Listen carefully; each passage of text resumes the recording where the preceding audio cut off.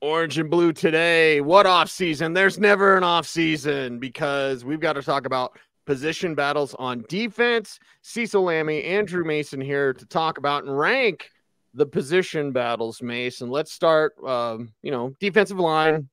There's a rotation that we have to talk about with edge. We'll get to that. Obviously, inside linebacker and corner. But defensive line is where we begin at number 4. Yeah, it's a rotation battle. Like, that Zach Allen's going to have one of the starting spots.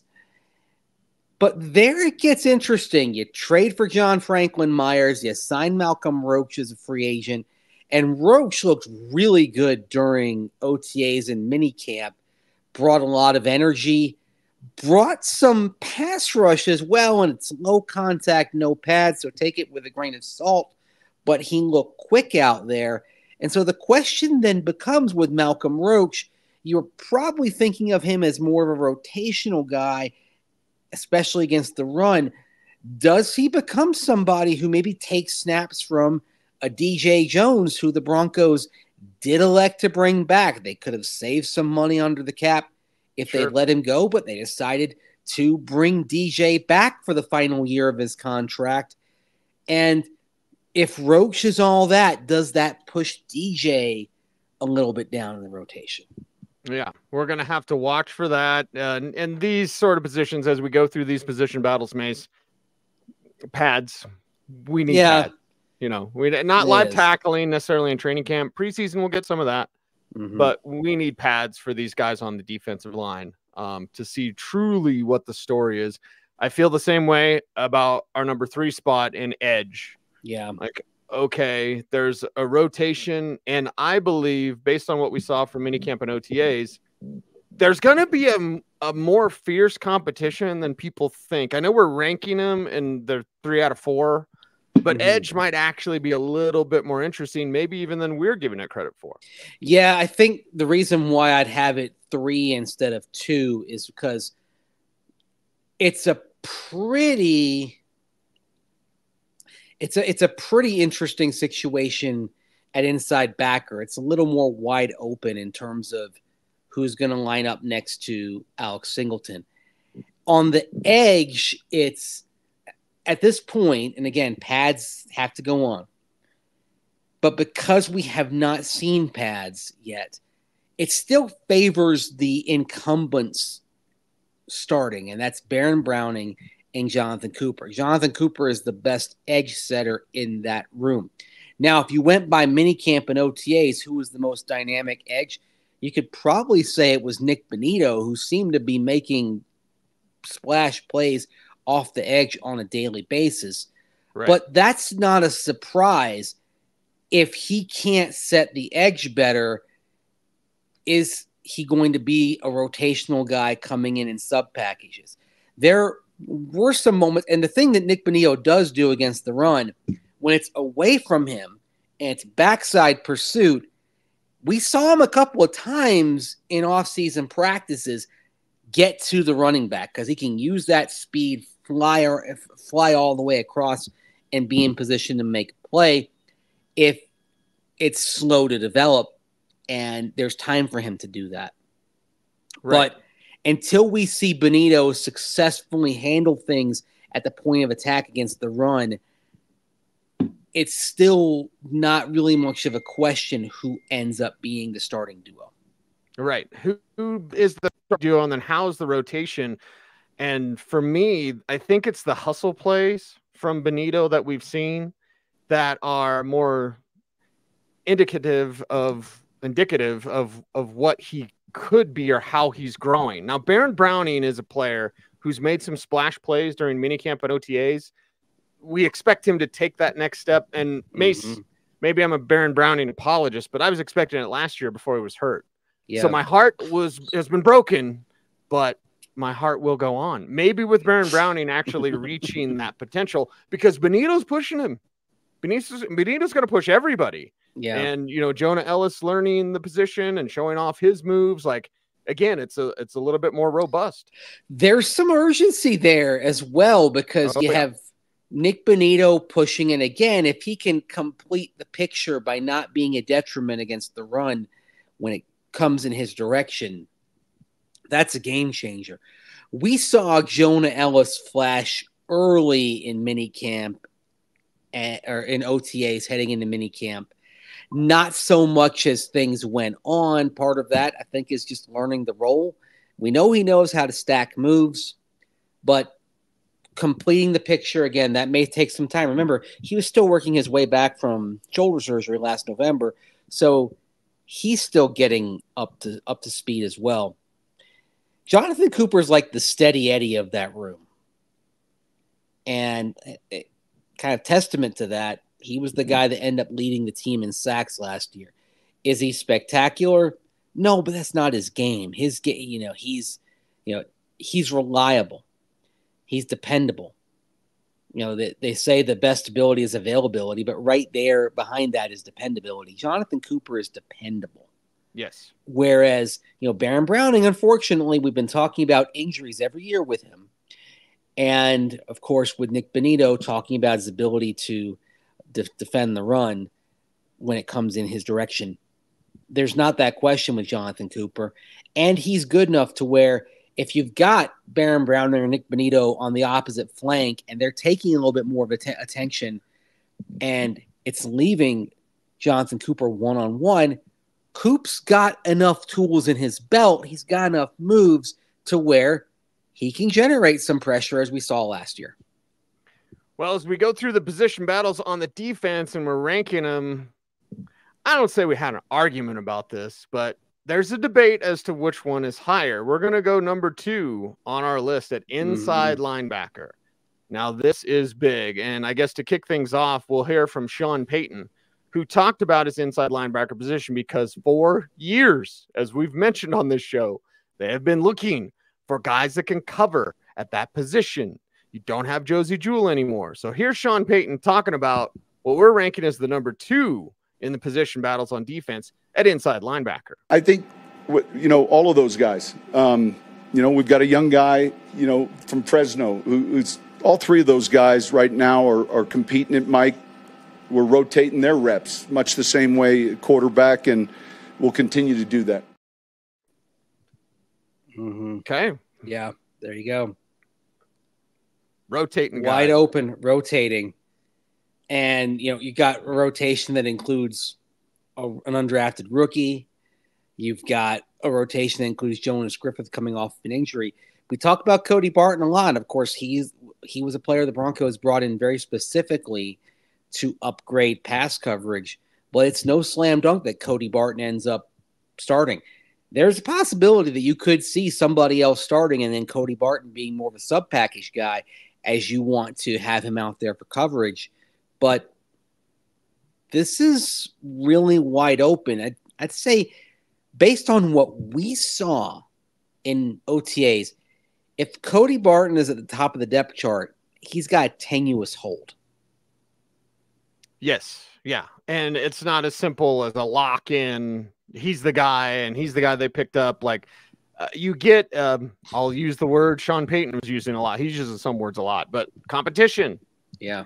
You have a very fierce competition, and it's also guys with much, much different skill sets. And while Jonas hasn't been as good in coverage as Cody has, Mace, you and I both know that if he's healthy, the dude's a freak. Yeah. He's a freak. So I'm not going to sit here and say Jonas Griffith can't cover. Yeah. Clearly that's where he needs to improve. But from an athletic standpoint, the dude's a physical freak. Yeah, but athletically, where does he stand up after missing the last season and a half to injuries? Because he's coming off of an ACL, and of course he had the injury back in 2022 that ended his season in the middle of the year. So he's a little bit in the Tim Patrick boat in terms of what are you going to get from him and how is he going to hold up physically. I'll say this, he's moving really well, which is a positive sign, but the continuity that other players in that defense have, I mean, I've talked with guys and, Zach Allen's talked about continuity. Baron Browning's talked about continuity. There are a lot of guys in that room that aren't used to defensive continuity that are having it now. But it's not that way for Jonas Griffith. He started learning the scheme last year, of course, when Vance Joseph came in. a scheme that has been simplified by Joseph in the last few months. But it's still, how's he going to be getting out there for the games with extensive work? That's the question. But the one thing we do know with Jonas Griffith is before the injuries, he was a starting caliber linebacker. Like that wasn't a question. He proved that he could make the leap from special teamer to starter. So it's almost like you have to say, don't forget about this guy. Don't sleep on this guy, because if he can be a plus player in coverage, there is an every down role waiting for him. And the other thing also, you could use Cody Barton as a sub-package guy. You could rotate liberally. But communication is so important for those two inside linebackers. It's a reason why Alex Singleton and Josie Jewell really maximize their skill sets together. And if Griffith is the answer and he can play every down, that's going to help that communication as well, which still has some distance to cover. We saw a few times in minicamp where it seemed like there were some communication issues. And Alex Singleton even copped to some of them as well, because he said sometimes he'll say, "Hey, Josie," and it's Jonas or Cody. Right. Hey, or you. Justin Sternad. It's yeah. Mm-hmm. Hey, other guy. Uh-huh. Hey. We'll figure it out. Other guy. Yeah. Mm-hmm. The other guy. They'll figure it Yeah. out super, super quick, because we're not going to talk safety. But I think a rover conversation needs to be had if we're talking ILB. That means J.L. Skinner. And it was somewhat not shocking, but when Sean Payton's like, the vision is still at safety. Yeah. And in my head, I was like, what else would it be except ILB? Yeah. And if you're talking about coverage, that would be a very interesting move. I mean, now we know J.L. Skinner has some thump when he comes down the box, but you move him to linebacker, he's got more speed, more agility than most people do there. And he's got, and of course, it's 6'4". I mean, he's a huge individual in there. So I'm not even sure I'd want him adding weight. I'd want him playing at 6'4", 220 and going down the box. But is that something where he maybe ends up profiling as a dime who comes into the box and gives you kind of a little bit more flexibility? There are some possibilities there if the Broncos are willing to explore that with J.L. Skinner. But I think also with Skinner, maybe is it that you want him to master one role first before you start putting more onto his plate? Yeah. Yeah, the team certainly believes in him, that's for sure. As we wrap up the defensive ranking of position battles, we have to talk about corner. Yes, sir. Number one. Yep, number one on the list. Number one in your heart. Number one with a bullet. With a rocket. We said don't forget about Jonas Griffith. Yeah. Don't forget about Damari Mathis.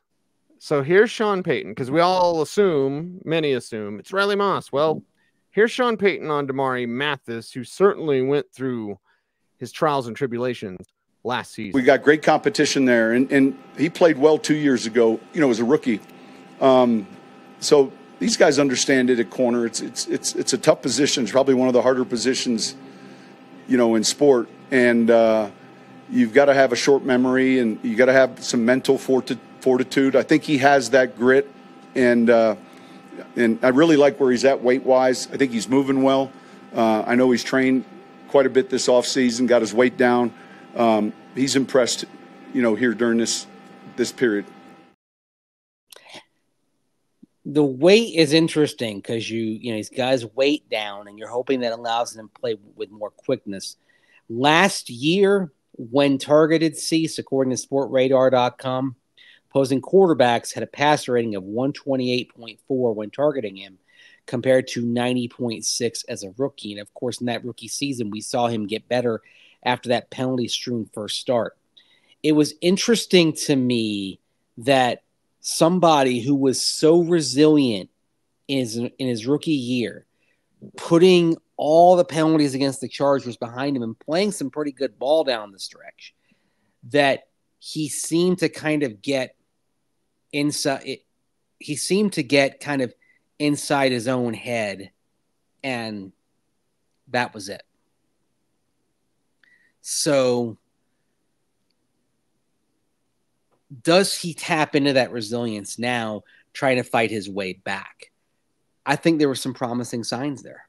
Yeah, some promising signs, and they still believe in him. You'll know when they give up on him because coach won't speak as glowingly about him, or we won't see the opportunities available in front of him. Now, I was encouraged by Riley Moss this offseason, Mace, but I was also concerned because he had to miss the 1 week of OTAs that was open to the media because of a slight head injury. Not a big deal. He was back out there the next week, and that's good. He's making plays. He's going to be tested. Coach Payton has talked about that. Like, this kid's going to get a lot of targets, or whoever is opposite of Pat Surtain is going to get worked and picked on because, well, quarterbacks don't want to pick on Pat Surtain. So Riley Moss, you better be ready. Exactly. And whether it's Riley Moss or Damari Mathis, and you have Levi Wallace there, who's the veteran in the room. If Moss or Mathis don't materialize, you can put Wallace out there and be comfortable. Basically, he's Fabian Moreau. What Fabian Moreau was last year, and he came in during training camp, is what Levi Wallace is this year.